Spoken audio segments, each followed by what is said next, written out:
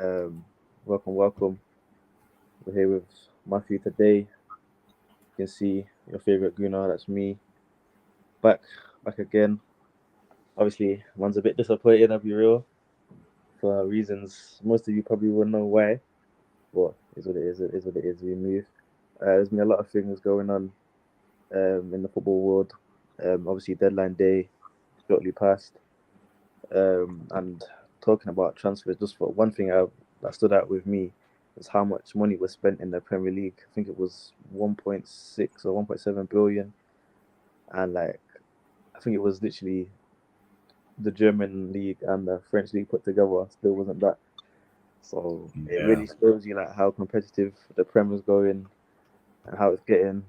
Obviously, as an Arsenal fan in the Prem, it's good to see. That even the smaller teams now are starting to invest more heavily in their squads. They're looking more organised, more competitive, and it's making for a great season. I feel like this season is going to be very different. We're seeing teams like City and Liverpool already dropping points. Seeing Chelsea dropping points already. Seeing Arsenal win games, which is rare. So like, yeah, we definitely a different season. We don't know what to expect from Newcastle this season. Leicester are Mm. looking like they're lost at the moment. Villa are looking poor. So yeah, I'm really excited for this season. Fulham looking strong as well.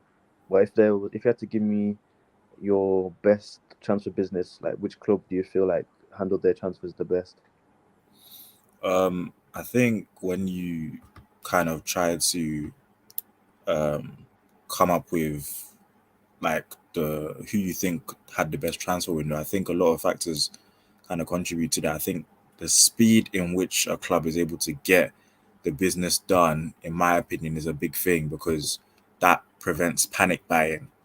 Yeah, And I think so. The speed of the transfer, obviously the quality, and you could argue the price. And I think if you to take all those three into consideration, I would say City did. I think obviously they sold Jesus, sold Sterling, sold Zinchenko. They got very decent amount for each player, and they've brought in Haaland, who's arguably the best young striker in world football, if not the best striker.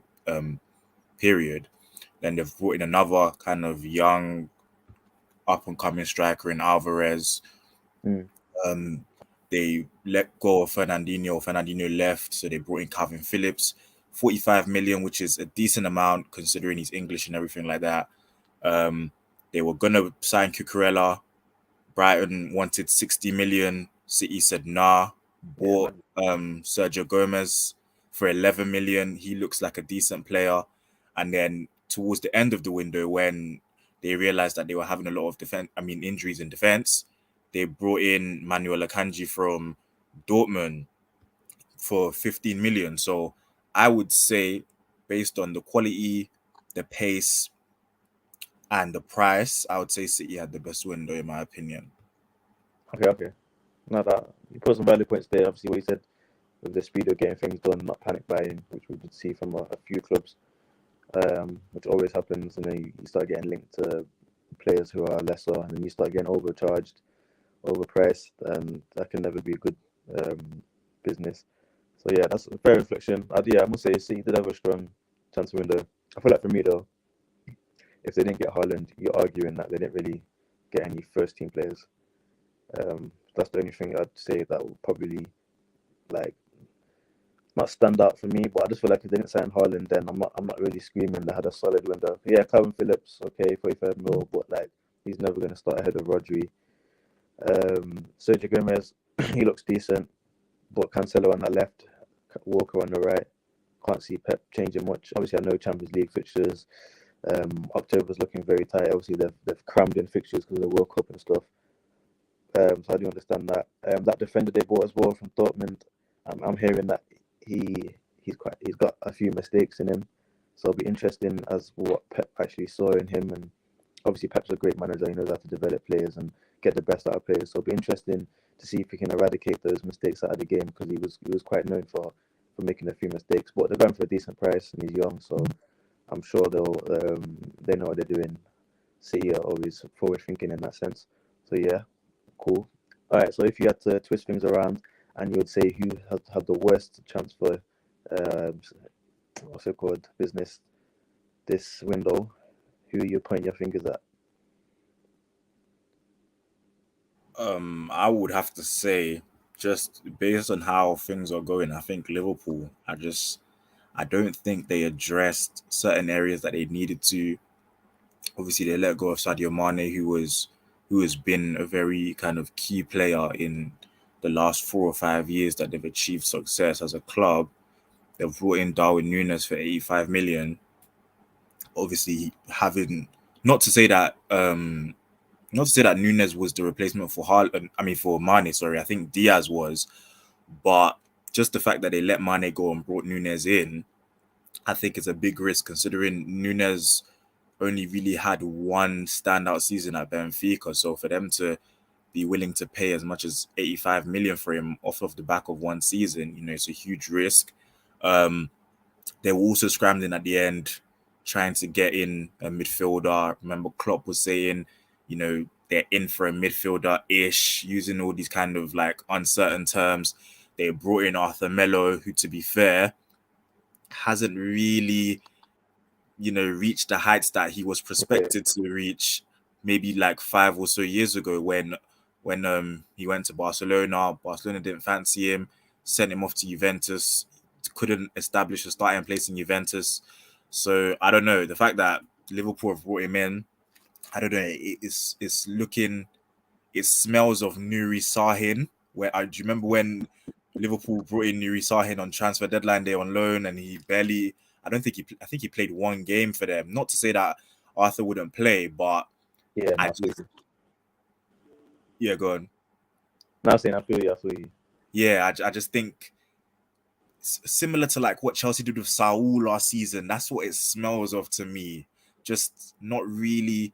I can't see him just turning his fortunes around in this Liverpool team. And also, I'm not even sure he starts ahead of the likes of players like Elliot or even Carvalho, the player from Fulham that they just bought. So I don't know. It'll be interesting to see how Klopp uses him. But just because I don't particularly think Liverpool have strengthened, even though they've brought in about 4 or 5 players, I would say just out of the top six, they've probably had the worst. Okay, okay. Well, that's a fair point. That's a fair point. Yeah, I hear what you're saying about Arthur. It did seem a bit questionable. Obviously, we know that they were in a situation where they were desperate for the closest to quality of a centre mid they can get. I mean, the thing is about Arthur, I used to be a big fan of Arthur when he was at Barca. I thought he was going to be the next thing in that midfield. Um, but I was surprised when he went. Was it Juventus? I was surprised that he left Barca because when you went, Barca's one of the close four. If you're doing well in Barca, you're never really going to leave.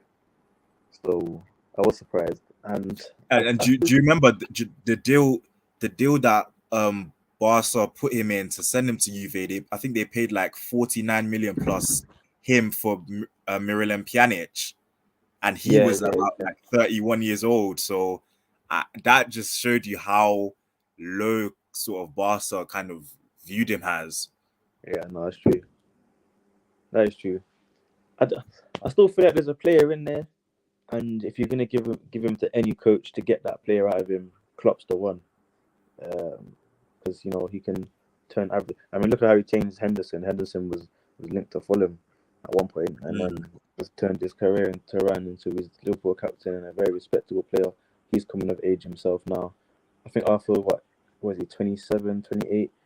I don't think he's not getting to the point where he can't now like improve or develop. And I feel like Klopp could surprises. He could, I don't know, six. Obviously, like I feel like they need an instant impact right now, so that's why I'm questioning the transfer. What maybe Klopp's thinking midterm, January, February times. Now Mm. develop him into a solid, reliable backup option for when Thiago needs to come off or Hender's not on it that day. But yeah, you're right. I do feel like Elliot quality, but again, he is young.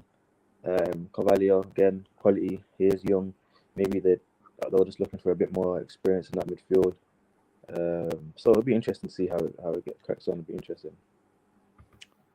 All right, cool. So that's wrapping up the the best and the worst transfers. But if you had to give me, well, obviously everyone's gonna scream Haaland right now, so we're gonna say bar Haaland. Mm. Yeah, if you had to give one player, we'll do Premier League for now. Who do you think is the best signing, player wise, except for Haaland? I think if I'm gonna use the same three factors that I used before when judging um, City's transfer window, I'm gonna say Gabriel Jesus. I think the price, the pace, and the quality, I think they've all matched. And like I said on the last show that we did, he was actually a player that I liked in City, and maybe for me, because he was someone that I always liked, I'm not too surprised at what he's doing at Arsenal. I know everyone's kind of shocked because now he's probably in a situation where he's standing out more, but I think he's been a brilliant signing for you to get him for 45 million when he looks like he's kind of still ascending, and the impact he's been able to have. He's already scored a couple of goals. Not only that, but he's also one of those strikers that can create for others as well, as you've seen creating chances for the likes of Odegaard and Martinelli and stuff like that. So I think Jesus is been the signing of the summer for me personally. Okay, yeah, obviously, Barry also, Haaland. yeah, Haaland in it. Like, do you think he's gonna break the record? 34 goals. You think he's gonna break that? I think he will. I think City just create. They've got too many creative players. Like even in an era where everyone is playing inside forwards that kind of look to score goals, City's wide players, for instance, against Aston Villa, they're Bernardo Silva and Phil Foden. They're not. You wouldn't think of them as guys that are looking to score. The City is just filled with too much creativity. Haaland doesn't even have to touch the ball he doesn't even have to touch the ball many times to even Yeah, score. that's So true. But talking about that, I seen a stat that said his average of touches per goal is only 12 touches, and the closest player to him was on like 40 something. mm, mm, So this tells you all. And obviously he's a fox in the box. He's yeah, got power on him as well. I know a lot of people say, "Oh, he's a tapping merchant," but like that's what I want my striker to be. End of the day, game's about goals. Like if it's easier being a tapping merchant, then surely there should be loads of top scorers. Then loads of man them getting 25 plus a season. If it's easy to tap in, his awareness, his positioning, his athleticism, he's got it on smash. And a lot of people said, "Oh, it's Bundesliga. That's why he's ripping it up." But he's clearly come to the Prem, already secured 2 hat-tricks on 10 goals in 6 games. Like my man's actually playing play a career in real life, like with sliders on. It's crazy.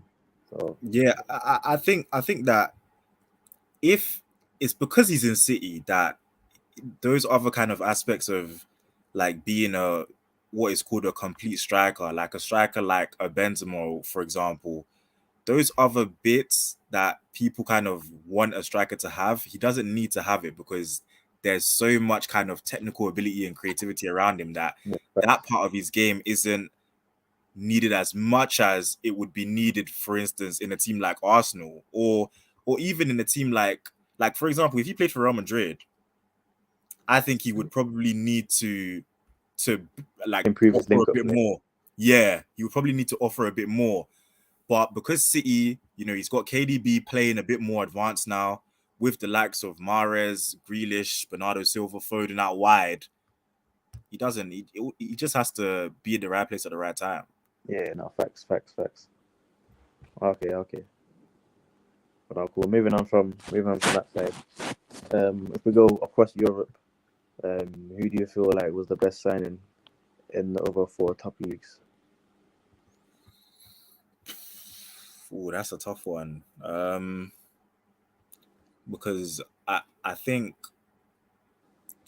another kind of factor that I probably didn't mention before, but is expectation. So, for instance, the reason why, for example, a Lewandowski isn't, I wouldn't consider that to be like the best signing in Europe is because I expected him to go to Barcelona and do what he's doing. Like it's not really a surprise to me that he's able to still score goals in that Barcelona team. So based on that, I know this might sound mad. I still might go Jesus. I still might go Jesus. Jesus is so far from what I've watched, he hasn't had a bad game, even though he hasn't scored in every game. He's pretty much had a very good game in all of the games that he's played for you guys so far, and you guys got him for 45 million. It's I not. hear that. It's not. I don't think it's every. It's not every day that you get a 3 or 4 time Premier League winner for 45 million.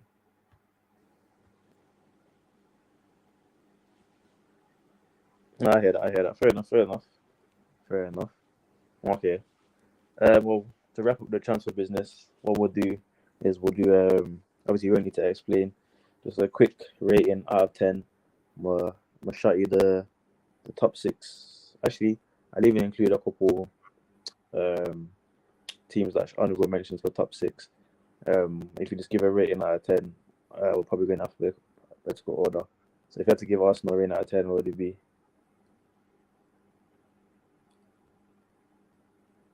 I'd give you guys a 7.5. Sorry for the decimal. What would you give Arsenal? Me, 5 out of 10. 5. Yeah, 5. Where did you think you fell short?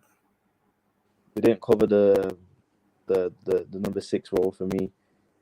And now with El Neni out for a long time, don't really have an understudy to party because Lokonga's not a natural 6, more of an 8. For me, again, right back situation. Ben White's doing an okay job in the right back. That's cool, but he's not a right back. I want a natural right back to challenge Tomiyasu. And again, a right winger. The winger we signed, Marquinhos, great. He's young, could be good, but I need someone who's going to be pushing Saka on his toes, same way Smith Rowe is pushing Martinelli on his toes on that left side. Preferably, that's what I'd want. So yeah, those 3 inclusions would have been important for me. So I had to give it a 5 out of 10 because I feel like we still didn't learn from January in terms of getting rid of a lot of players, and then we let Maitland-Niles go. We've let Oba go, Laka go, Pepe go.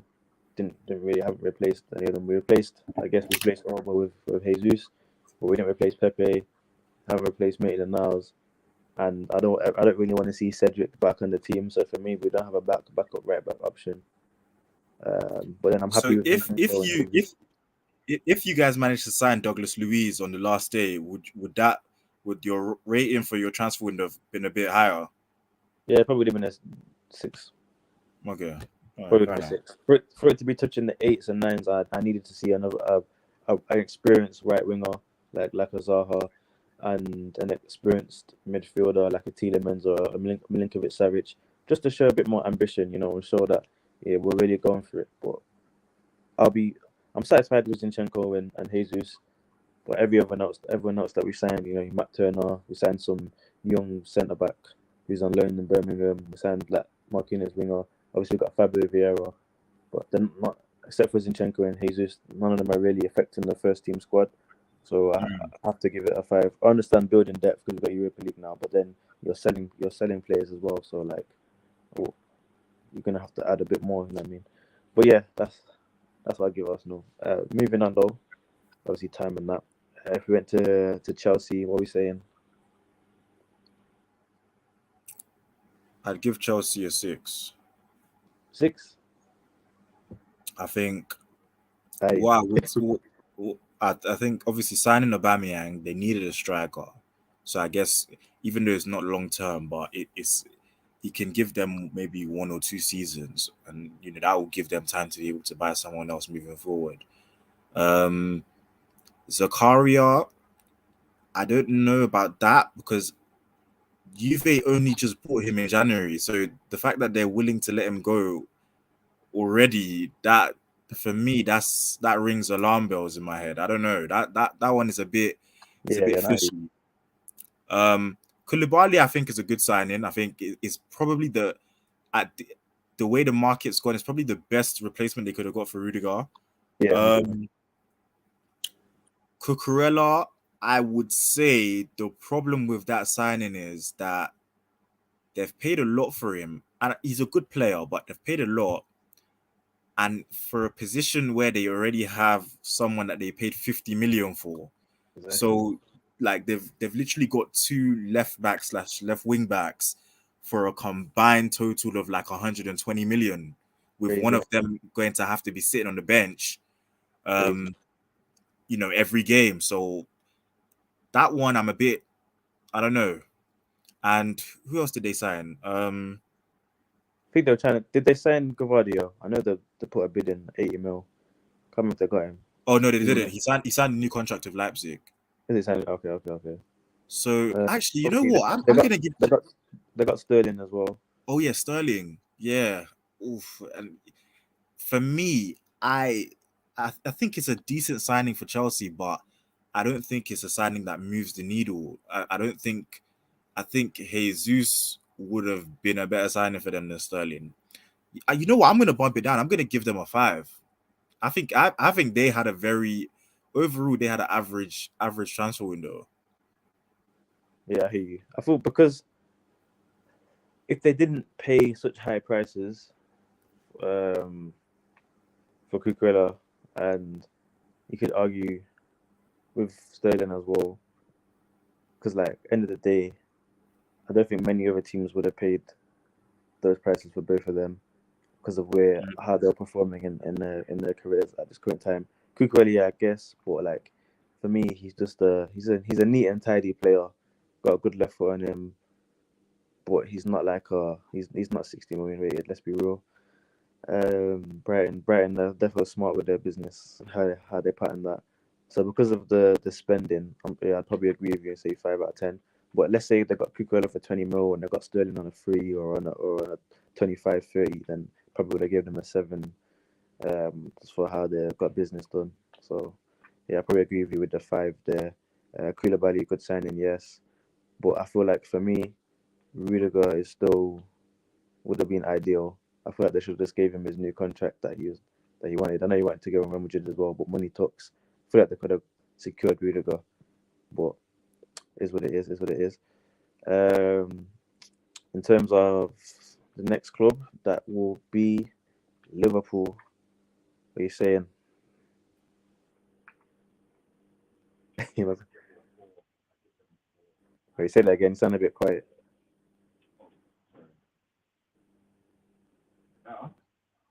A little bit. Still quite low.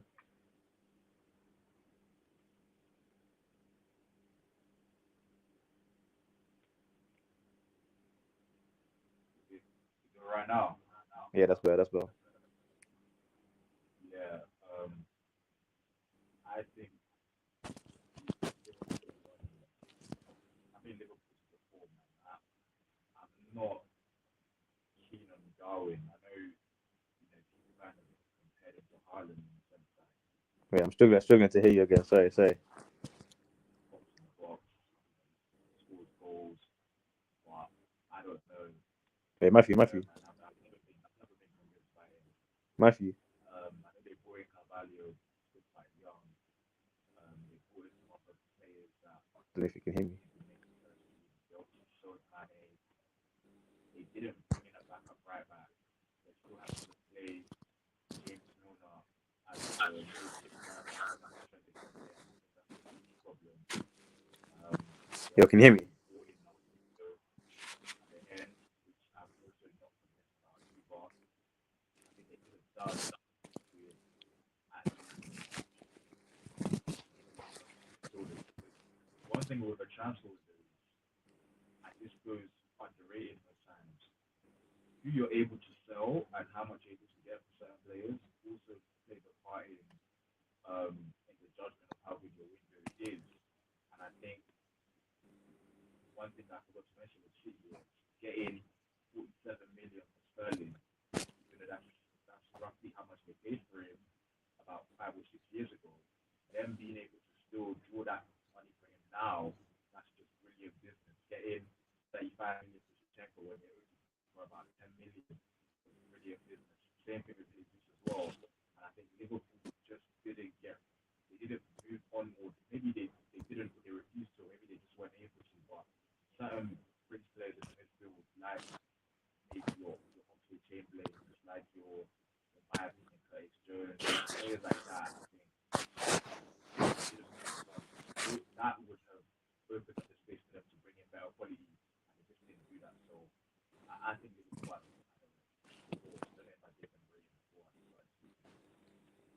Okay.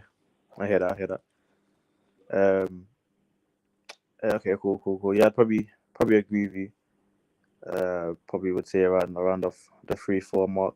Don't think there's a great transfer window. Klopp did seem a bit eager to get some more people in as well. Nunes.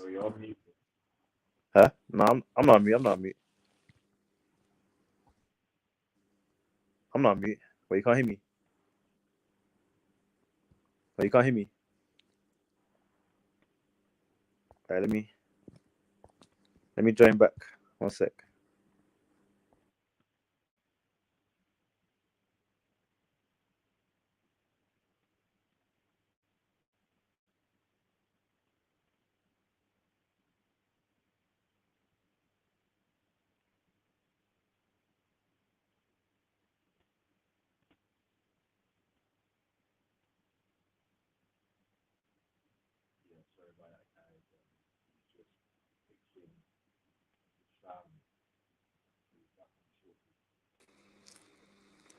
You can hear me now.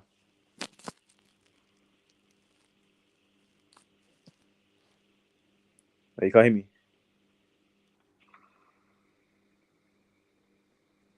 You can hear me, yeah? You're sounding mad quiet though. You was nice and loud before, and then the screen switched, and then I couldn't really hear you that well.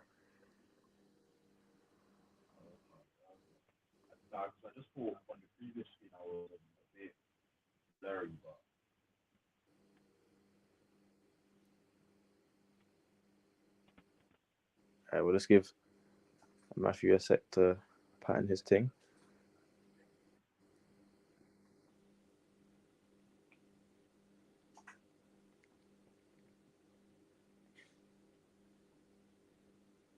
Well, that sound better now. But you're on mute. Yeah. Oh yeah, that's much better. All right. I'm gonna be real. Obviously, with Liverpool, I heard dips and dabs of what you were saying. I know you was referring to Sterling as well, and the budget with how much they spent there and what they managed to get in. And I think you gave a 4 out of 10 as well, which I did agree with you. I even said 3 out of 10 actually. I feel like Nunes, maybe if he performs well and has a solid season, then you could bump that up to a 5 or a 6. But in terms of everything else, I don't really feel like they did anything. It kind of gives me Klopp believes in the squad he has now vibes, but Milner's 36, Hender's what 33, 34. Like you have to start asking that question of like you saw it against that United game as well. Midfield just getting overrun. So yeah, it'll be interesting how he handles that. That's that Liverpool wrapped up though. If I had to talk about Manchester City's performance, I know you're highly of them, so probably expecting a high number now. Yeah, I give them an 8 out of 10 transfer on that. I think Obviously, obviously Haaland is the main thing, but I think Alvarez um, gives them a good kind of option off the bench. I think obviously we will need to see how Sergio Gomez develops because I'd imagine eventually Pep would want to start playing an actual left-footed centre back. I can't see him persisting with the Cancelo left back thing forever. Obviously now that Walker's got injured as well. Um, Calvin Phillips as a backup for Rodri, I think that's decent. It means Rodri can, when games start to pile up, Rodri can get rest. And obviously the centre back. Now City have 5 centre backs.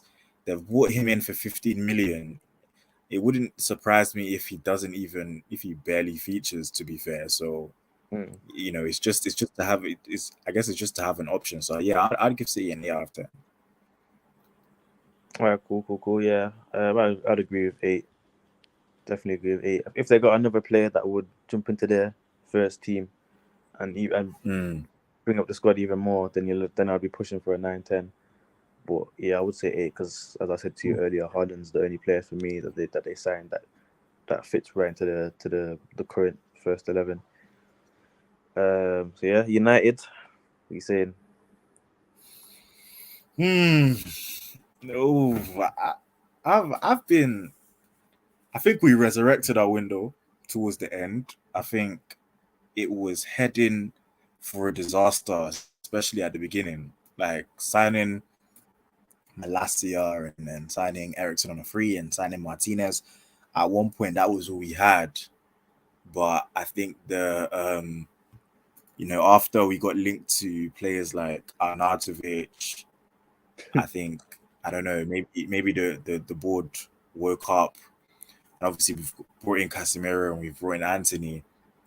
But overall, though, if I'm being honest, I would still say we probably had maybe a 6.5 to a 7 out of 10.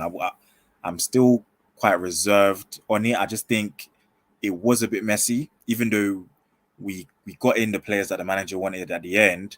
It did. There were several times where it looked like a mess. Like even with the Anthony deal, we walked away from it at the big earlier in the window. We fully walked away from it because we weren't willing to pay what they wanted, and then eventually became back. So it was a bit of a mess at times, but I'd say they did a good job in recovering at the end. So I'd say I'm leaning towards 7, but if I'm being like completely objective, I'd say 6.5, just because I do think there were other positions that we possibly could have strengthened as well Yeah. as what we got. Okay. Okay. No, I do agree. If for me, if you didn't get Casemiro and Anthony, is looking like a disappointing transfer window. For like the left back Malaysia, he's good talent there, good quality, very good age. Um, so yeah, I've been very impressed with his performances. I know Rashford was linked to go PSG, and you held on to him, and now he's been playing well. So for me, that kind of boosts your transfer business credibility. Because it looks like you kept the right players. Um, but yeah, I definitely feel like that Anthony Casemiro and Malaysia fit straight into your first 11. So can't argue with that. Oh yeah, Martinez as well. So maybe 6 is modest. I'd probably push towards an 8 out of 10, because those players there that will improve the squad going forward, and you're already seeing the difference it's making when now Maguire's on the bench, and what Cass is going to bring to the team once he fully gets into the Prem. I don't think he's even Ten Hag sees it. I don't think Cass is there yet to be playing 90 minutes. I know he came on the last half an hour against Arsenal. I was surprised. I was expecting to see his name on the team sheet. When I saw McTominay, I was gassed. But McTominay actually had a decent game for once. The prick, but it is what it is. So yeah, definitely feel like you lot have had a very solid transfer window, which is surprising me because obviously, as you said, you was linked to Arnautovic, which was this banter. Like, oh gosh, yo, the things I've seen on Twitter were killing me. United fans were feeling it. So I rate it. I rate it. You guys have had a very good window. At the end of the day, I know there's a lot of people screaming Glazers out.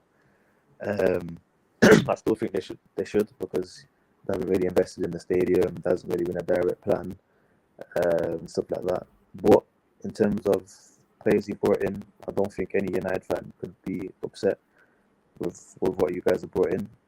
Quality players, except for Cas, decent ages as well.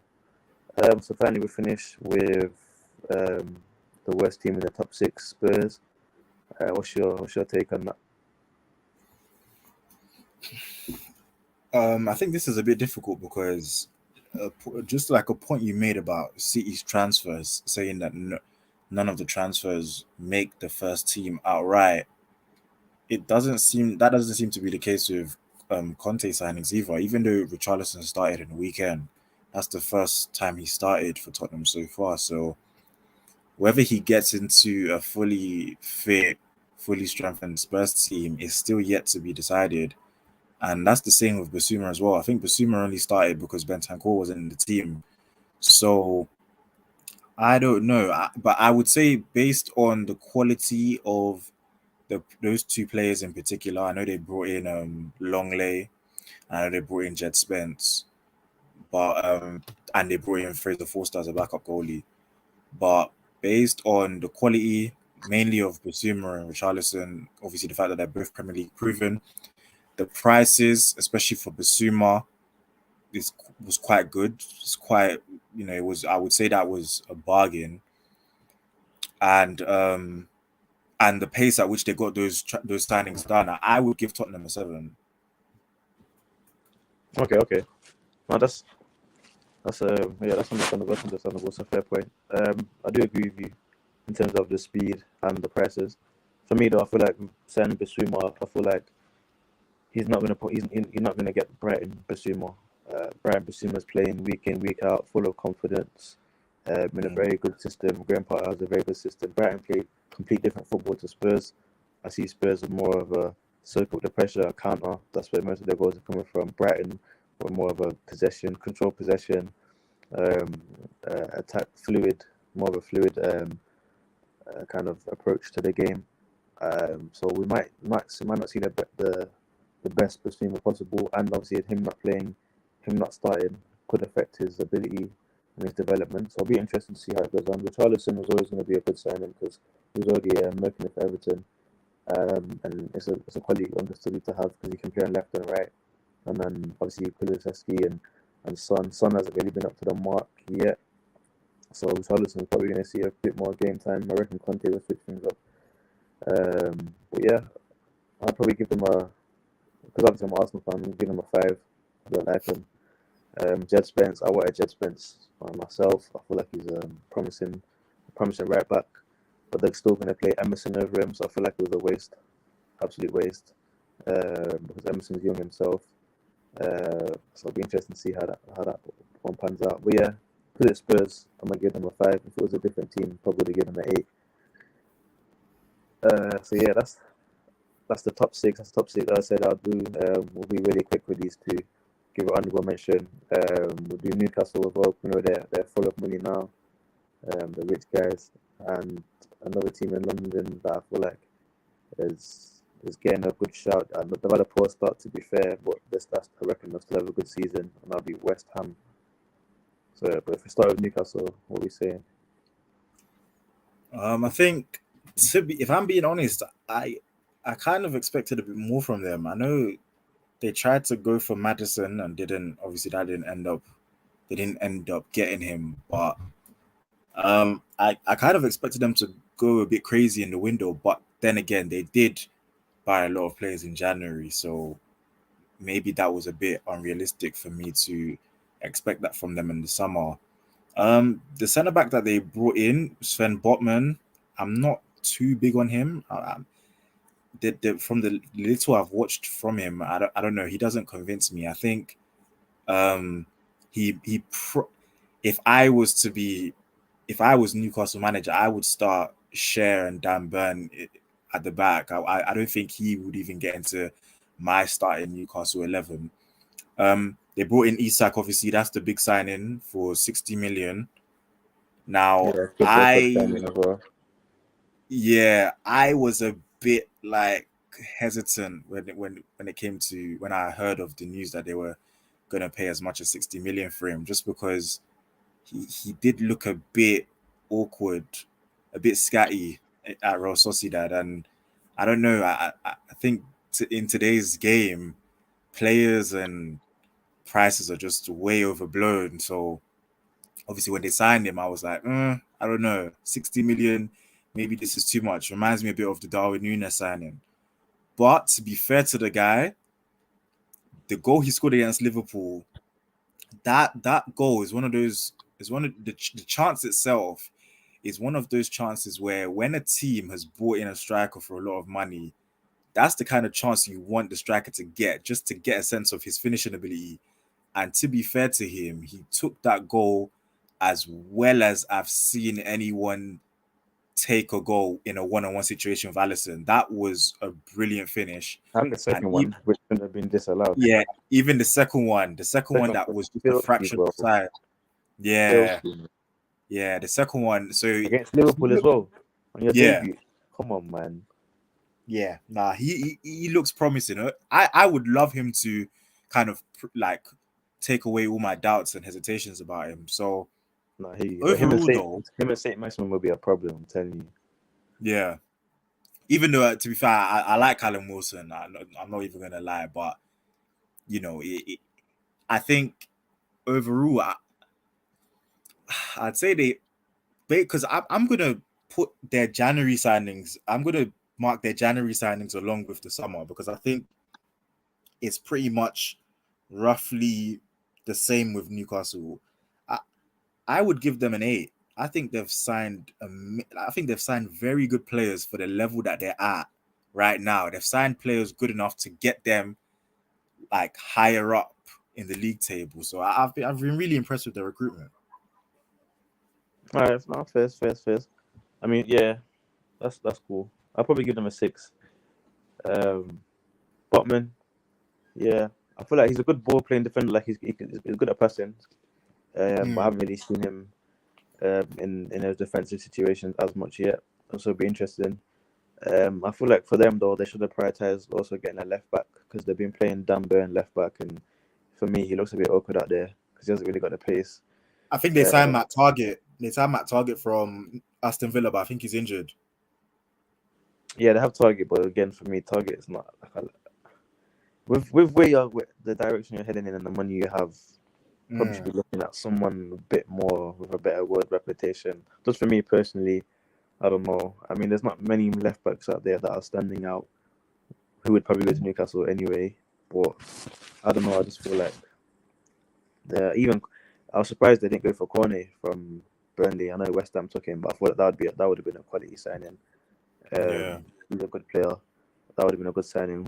Him and Maximum on that left, that'd be scary. So something like that. And then again, obviously Isaac, I feel like he's got a lot to prove. He's got to live up to that price tag. But I feel like he can. He's a good age. He's got the physicality, he's got the pace. As you can see, he can finish. I mean, to be fair, he should have scored against Palace. He tried to dink it, but it wasn't a good dink. So that shows me again, maybe it might be one of them risky ones. But obviously, you can't judge him on a few games. We'll give him about 20 games, see what he's saying. But yeah, Newcastle, 6. Give him a 6. That's fair. But I'm expecting big things from Newcastle because I do think Eddie Howe is a quality manager. So it'll be interesting. And they held City, almost held Liverpool. So yeah, looks like they're going in the right direction. Okay, so we finished the transfer window talk with West Ham. How do you think they got on? I think the main thing with West Ham is I think they've brought in good players from Europe. Obviously, they brought in Cornet from Burnley, but aside from that, they've brought in very good players from Europe. But the problem is those players all have to acclimatize to obviously playing in a new league in a new country. And also, I think with the players that Moyes has brought in, I don't know if he knows his best 11, and I think that's why West Ham have had a shaky start to the season. But in general, though, I like the players they've brought in. Obviously, they brought in Paqueta for about 50 million. He's a player that was highly sought after in Europe. They brought in Skamaka as well, who Man United were also linked with at one point. Whether Skamaka actually starts to start ahead of Antonio, that's another thing that we don't know. Obviously, like you said, they brought in Cornet, I don't think will ever. I'm not sure if he will start for West Ham, but he'll be a good player to be able to bring off the bench. I don't know. They probably could have done with a bit of strengthening at the back. They probably could have brought in another right back, maybe another centre back as well, because I think Dawson is injured or something. So yeah, I think they fell short in a few areas, but all in all, I think they had a decent window. I'll give them a 6.5 probably.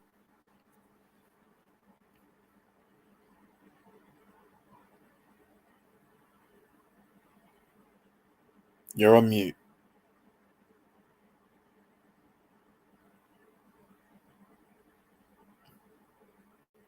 Can't hear you. Yeah, sorry about that, guys. Once again, he'll be back in a second. Just having a bit of technical difficulties right now.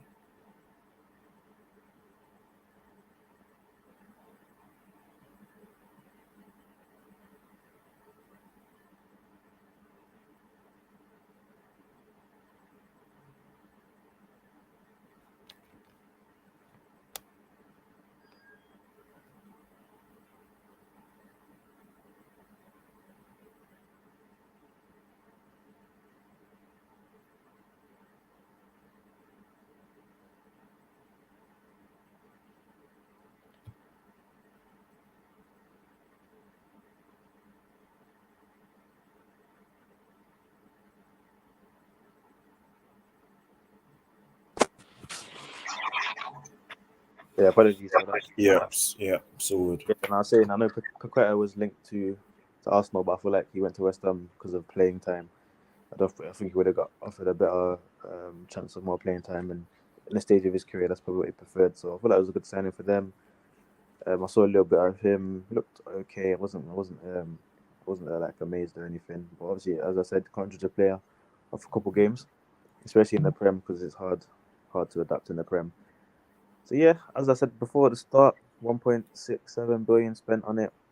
The Premier League project, aka the Super League, looking good. Looking good. It's gonna be an interesting season. So we're talking about the season, the results. We'll talk about the results on Tuesday, Wednesday, Thursday, and we'll talk about the results Saturday and Sunday. So we'll start with obviously United fans. So we'll start with how you felt you got on against Leicester on Thursday. Yeah, so just to kind of quickly go through the Leicester game, I think what Ten Hag is doing right now is just being very results focused. I think obviously after the disaster classes against Brighton and Brentford, and the rumors of or reports rather of him asking the team to come in the next day after Brentford and to run 13k. I think he's just been focused on getting results, and that's why certain things like us playing out from the back isn't really happening anymore. We're not even. It doesn't even seem like we're trying to play that much football. Like he's just been focused on getting results and being defensively sound, and I think that's a very solid platform to kind of build off. And in all fairness, I think that's why that's why we beat Leicester, but I think that's how we beat Arsenal. I think when I watched that game, apart from the first 10 minutes, we didn't really have a consistent spell of actually dominating possession.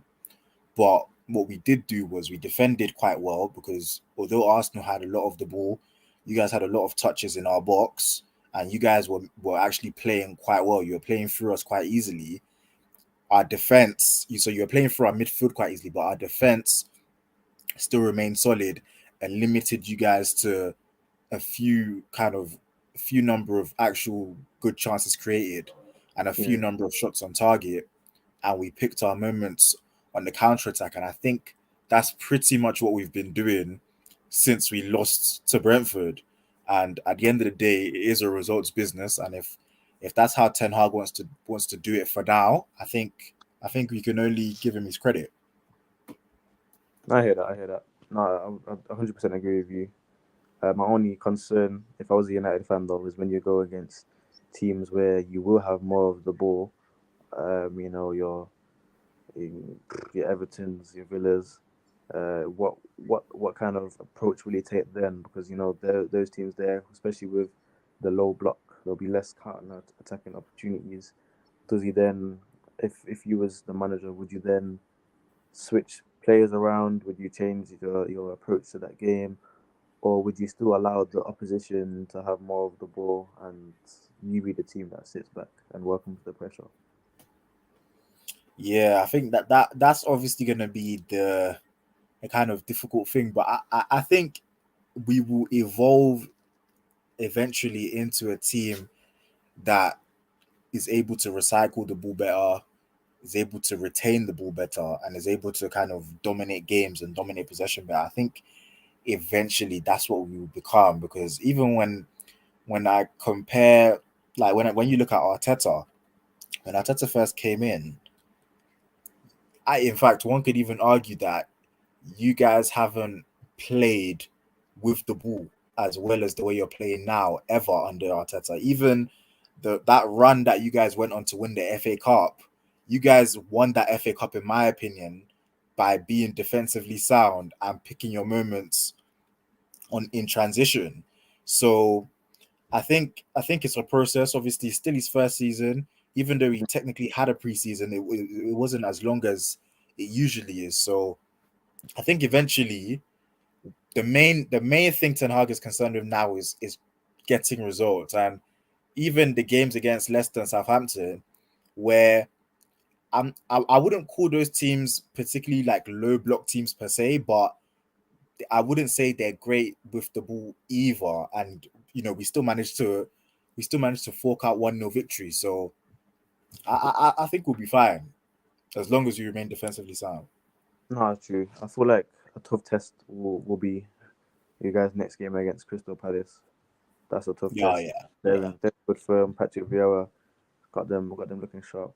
And obviously 1-0 over Leicester, 1-0 over Southampton. You have to also remember Leicester haven't won a game this season. They just got slapped 5-2 by Brighton. Southampton are Southampton. I don't think you can get a more of an up and down team like Southampton. They will literally beat Chelsea one week and then lose to Leeds the next week. You don't know what you're going to get with Southampton at all. But as you said, end of the day, when you look back, 6 months later, when you look back, all you're going to see is a 1-0 win. 1-0 win, probably not even going to remember the performance. So it is a results business. And I feel Ten Hag is a very smart manager, very smart. Sees that his approach, even though that might be the style he wants, they're not ready. So he changes that and he gets the results. For me, if I'm a United fan, I'm very happy with that. For me, that's a manager that knows what he's doing, knows how to get results out of the team, and clearly has an ideology that he's going to implement. And like you said about Arteta, when Arteta first came in, he tried to implement his idea straight away. He came eighth twice. It's hard, but you have to be patient. And in this current climate, Premier League, we're not patient with the managers like we used to be. I mean, Ferguson didn't win the league straight away on his first try. We're not patient anymore. Managers can literally get. We saw it with Nuno, innit? At Spurs, he got sacked after 10 games. Like, what can you do? So I do feel like it's good. Even as an Arsenal fan, I feel like it'll be good to see you guys actually stick with a manager for a good number of years because you guys have chopped and changed a lot. But I mean, you gave Oli a good run, and you could say he was probably the worst performing one. From compared to Van Gaal, Mourinho, who actually won trophies. Oli's the only manager, obviously with Moyes as well, that didn't win anything. But it'll be good to see you guys. I feel like Ten Hag is definitely the guy to take you forward. So it'll be good to see you guys stick with him. Cool. This in your text. It'll be good to see you stick with him still. In regards to going forward, though, I feel like his ideas will definitely have to get implemented. For you guys to have, especially if you want to get into the Champions League, because you can't be playing like that in the Champions League. Still, teams will rip you up. It'll be interesting. In terms of Arsenal, I'll just talk about Wednesday and unfortunately Sunday. So we play against Villa. Again, the slight concern I have with us at the moment is we're playing nice football, creating chances, but we're not being clinical with the chances at all. And that's what's making these games look tight because the Fulham game and the Villa game, 2-1, everyone sees the results 2-1 and thinks it's a close game. So it was really not that thing. Fulham's goal came from a mistake. Villa's goal came from a mistake. We should have been 4-5 up on both games, but we're just missing that clinical moments at the moment. But at the same time, I'm happy because I've never seen us play such fluid football. We actually know what we're doing. We attack in different ways. There's one point under Wenger where literally all we do is pass to Tierney and Tierney will just whip it in. That was it. But now we can open up teams. We can play through the middle, play on the left, right. We're seeing the best of Martinelli, who's scoring consistently. Obviously, Gabriel Jesus, every time he's on the ball, my eyes just lit up because he just does something.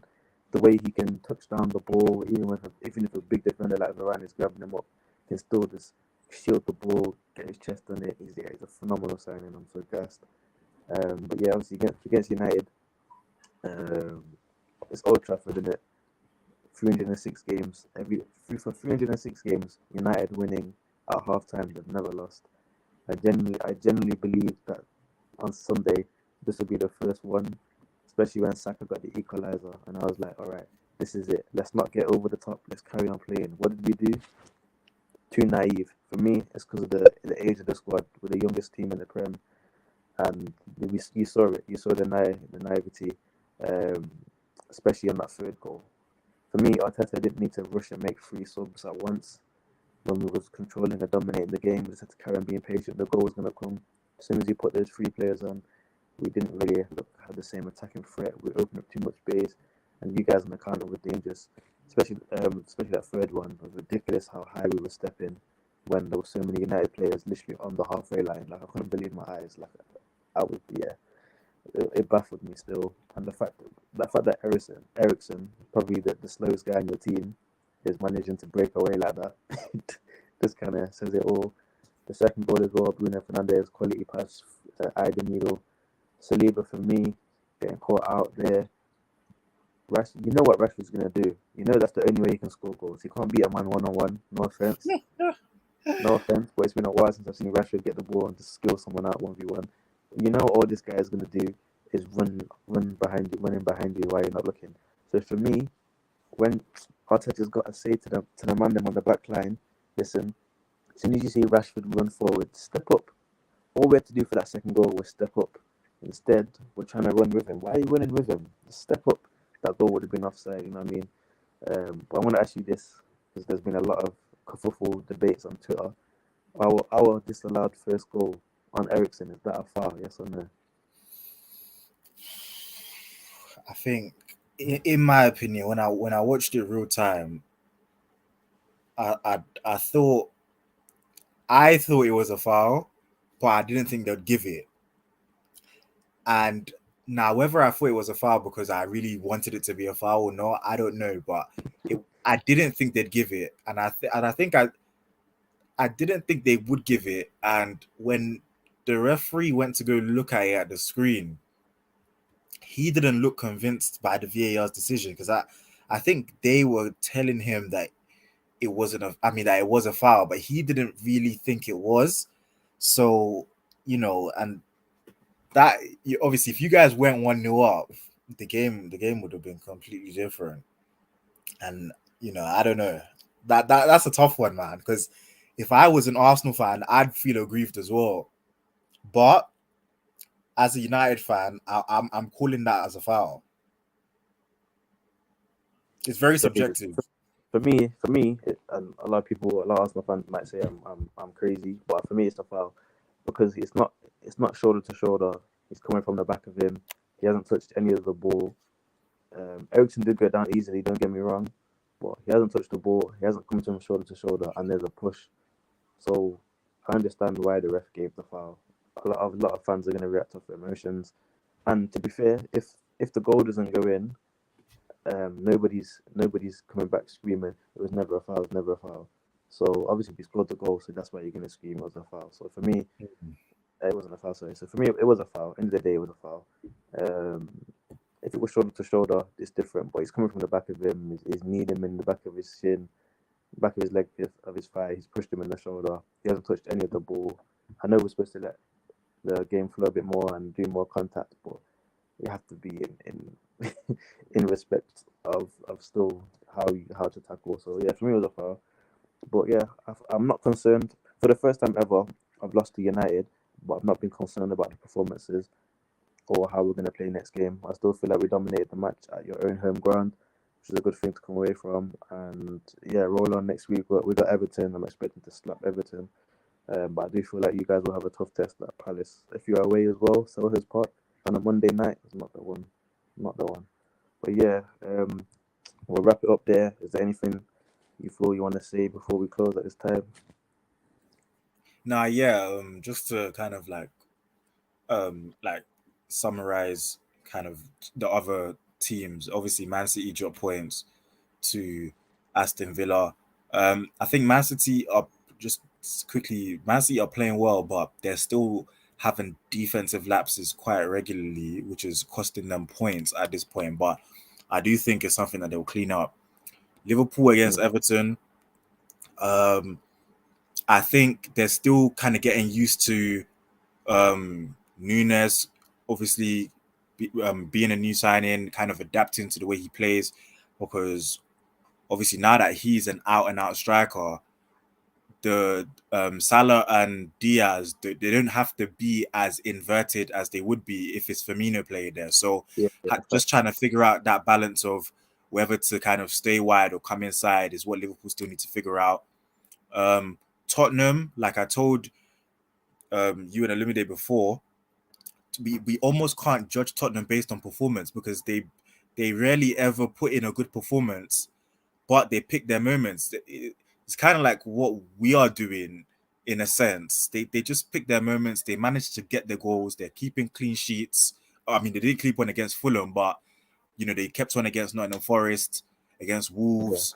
So yeah, they're picking their moments. A couple of their attacking players are not in rhythm, and I think that's because they're not actually playing well. So yeah, and then with Chelsea, that game against West Ham has to end a draw. I think the referee, the Yo, VAR, crazy, shocking crazy, decision. crazy decision. Yeah, I was shocked when I seen it myself. They have every right to be angry. And wow, That man, Yeah, literally that. Like the interesting thing about that is that Bowen actually steps over Mendy, but his trailing like the front of like his boot kind of grazes his shoulder, and Mendy was rolling around, and the referee gave it as a I feel like he foul. I got think, shot. yeah, it was ridiculous. Chelsea are struggling. They have no cohesion within the team. They don't move the ball particularly well. The attack is just not connecting right now. I don't know. Yeah, They yeah, yeah. they I know I said that I think there's a team in there, but they're starting to prove me wrong every week, man. Lost to Southampton last week as well. So yeah, Chelsea I would say Chelsea fans should be kind of the most worried out of the rest of the top six for now, in my opinion. But yeah, that's just like a brief overview of A the brief rest shot. of Yeah, the yeah. team. Time has alluded us. We covered a lot of things, but no, it was interesting discussion today. Obviously, without um, Chris Shepherd, he couldn't be here with us today. Should be back with us next week. I hope you guys have enjoyed the talk. A lot of discussions. So we went over the transfer stuff, went over the recent performances, and yeah, man, the season's going to be quality. Really looking forward to it. So thank you all for tuning in. Have a good week till next week.